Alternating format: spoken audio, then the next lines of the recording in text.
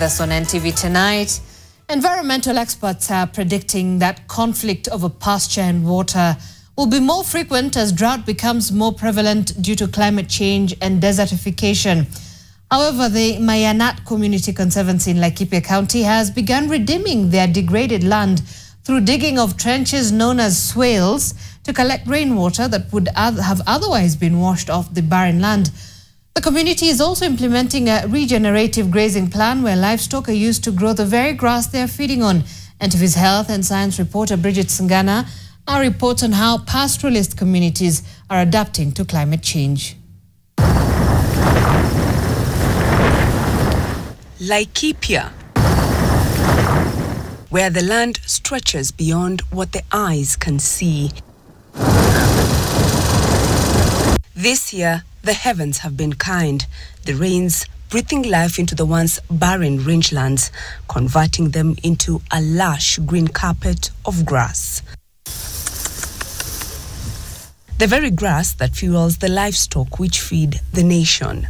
And that's what we want, is we want Mayanat livestock on Borana and Laldaiga. We want Borana and Laldaiga. Until 2 years ago, this hill here in Mayanat Community Conservancy was barren, with no sign of life. On this site, 90% of it, 95%, looked like this. There was nothing. It was just bare ground. And you can see it here. You know, it's hard, it's compacted, it's like almost like a rock. You'd almost think that it's a rock, but it's not. It's actually soil.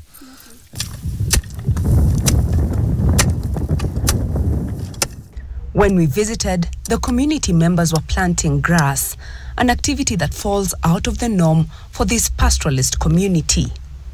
The Mayanat Conservancy is one of the community-owned lands here in Laikipia County, and these rangelands are where the community here, which depends on livestock keeping, feed their livestock. What's happening right now is that the community is digging small pockets of land, and they're going to plant a local grass known as the Maasai love grass. So this is the seed of the love grass, and already they have created this pocket of land known as the earth swale or earth smile. And we're just going to plant this grass in this manner. And the beauty about this grass is that it will be present all year long, unlike the grass that is dependent on the rainy season. And this is just a way this community is trying to adapt to climate change and ensure that when it rains, all this soil is not eroded, and in a way they'll be able to have grass for their livestock when the drought comes. Ilikuwa ni pahali ina lishe nzuri. Sasa overgrazing kafanyika mpaka pakawa pahali pakavu, hamna hata nyasi ama aina ya uhai ya mti. Kwa hivyo ilikuwa pahali pabaya, hakuna mtu alikuwa anaweza fikiria kwamba itawahi pata hata nyasi tena. Na hivi sasa nafikiri ukizunguka ukiangalia hapa, nyasi imemea zaidi ya vile hata tulikuwa tunatarajia. Miti zimeanza kumea mpaka hata kuna miti ambazo zilikuwa zimepotea hapo awali, na saizi zimeanza kumea, hata tujui mbegu zimetoka wapi. Kwa hivyo tunaona kweli kuna watu wakiamua kuhifadhi ama kutengeneza ardhi yao, kila aina ya mmea zitarudi. Kama sisi jamii wa Maasai, nyasi inatusaidianga sana, especially wakati wa kiangazi. Kwa sababu mahali yenye tumetenga kama hapa, wakati wa kiangazi, ng'ombe wanakulia hapa. To restore the degraded land, the community had to dig swales, which are shallow channels along the slopes of the hill, to prevent the water from running off. According to residents here, gully erosion was a common occurrence. Unajua maji ilikuwa ina flow pale kwa nguvu ama kwa haraka. So hiyo saizi hapa ingekuwa hauwezi ukapita, lakini sasa unaona it has ended. Yote ndio hiyo miti zimeanza kumea. Kwa hivyo huu mlima ilikuwa inateremsha maji mingi ikiteremka kwenda. Kwa hivyo hizi swales zinasimamisha up to about 3 million liters of water. They stop, they spread and they soak. 3 million liters ambazo saa hizi ndo zinafanya hii mimea, hizi nyasi zimee. Pale chini pia umeangalia saa hizi tunaweka zile zinaitwa half moons. Hizo half moon ni tunashimba pahali ambayo ni pakavu, ambayo haina nyasi kama hapa. Tunapanda nyasi, na msimu ijayo kufikia January, wakati hii mvua, kwa sababu saa hizi mvua imeanza kunyesha, kufikia January wakati hakuna mvua, ile nyasi itakuwa imemea hapa, pale ambaye ni pakavu itakuwa kama hapa sasa. It's not that we're getting less rain, it's that we're getting rain is much more intense. So it's raining much more in a short period of time. So say one rainy season you'd get 200 mils of rain, we're now getting that in 3 rainfall events. And what that does is that most of that is going to go as runoff. So with these and with having ground cover, what you're getting is that this, you know, you can see where this was full up to. You know, it's got no water in it now. Yes. But that is all moisture. That means that if we're having these heavy rainfall events, that water is staying here on the site, which means, again, that you can have grass growing for longer. It can be greener for longer.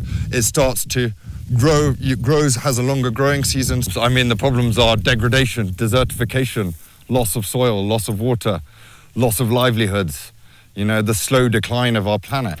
And yeah, this is something that can fix some of those problems.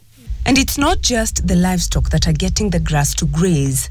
Wildlife too have returned into the conservancy through the water stored in the swales. These are wild animals' footprints, dig. Saizi hakuna kitu ingine, ni hizo, naona sana, you can only see the footsteps here kwa sababu wanakuja kunywa, unaona? Ndio hao wanakuja kunywa maji.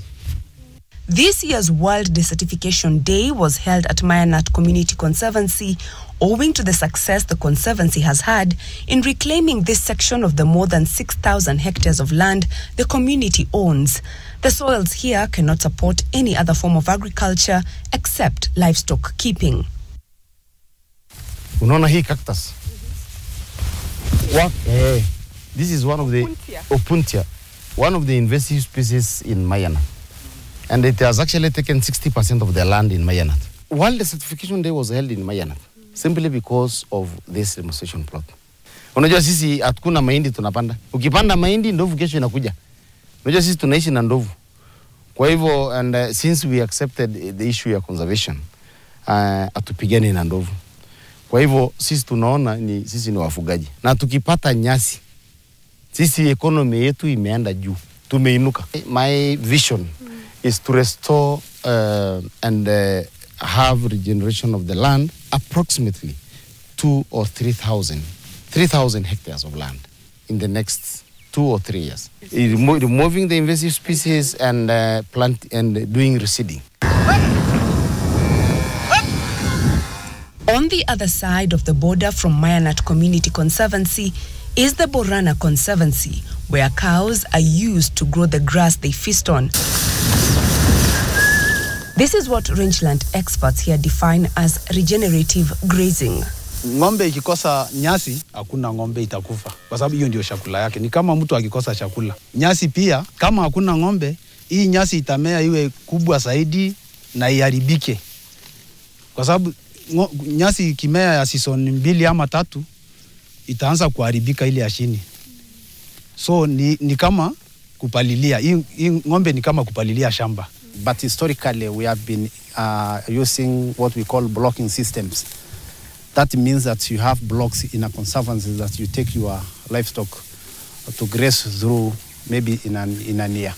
And the purpose of that is that once you put animals on a specific land, the animals will eat all the stuffs that is within that particular area. And again, the animals will trample down what is not palatable. And for the purpose of improving decomposition to happen in that particular land. The hoofs of the animals, as you see, as a bit intensive. It's a tool that once the animals, use their hoofs to break down the topsoil, which is a bit hard, and once they broke the hard surface, then water infiltration happened. And once water gets into the soil, obviously new life will come out. Overgrazing is very misunderstood by people in this country and the world. Everyone thinks overgrazing is when you have too many animals. But actually overgrazing is when you are grazing green growing plants before they've had chance to recover. So especially when grass is green and growing, you have to be very careful. After about 3 days, the grass will start regrowing and it's going to cause issues. So that style of grazing is very destructive. And if you look at most of Kenya, you'll see most of the land is starting to turn to desert.